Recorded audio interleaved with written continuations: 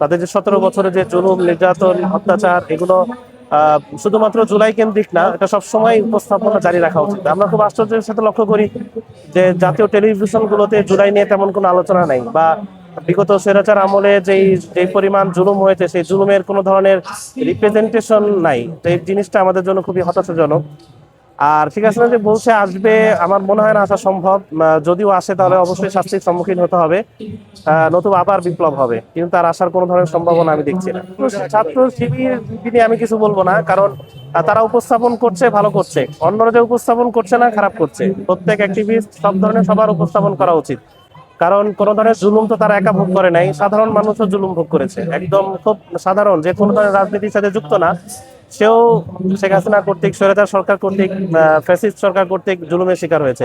তাই এটা কোনো দলীয় উপস্থাপন, এটা জরুরি না। এবং এখানে মানুষ আসছে, আমার কাছে মনে হচ্ছে যে কোনো ধরনের দলীয় প্রেজেন্টেশন হিসাবে আসছে না, এখানে সব ধরনের একটা ইনক্লুসিভনেস আছে, এবং এজন্যই আসছে, মানুষ দেখছে এবং বিষয়গুলো তারা মনে করছে, এবং তাদের প্রতি আশা আশা করি এগুলো দেখে পতিত সরকারের প্রতি, ফ্যাসিস্ট সরকারের প্রতি ঘৃণা আরো বেশি জাগ্রত হবে। অন্যরা আসলে হয়তো করবে না ব্যক্তিগত স্বার্থের কারণে, কিন্তু সবারই করা উচিত। সব ধরনের ছাত্র সংগঠন যারা আছে, সব ধরনের অ্যাক্টিভিস্ট, সবারই এই ধরনের উপস্থাপন করা উচিত।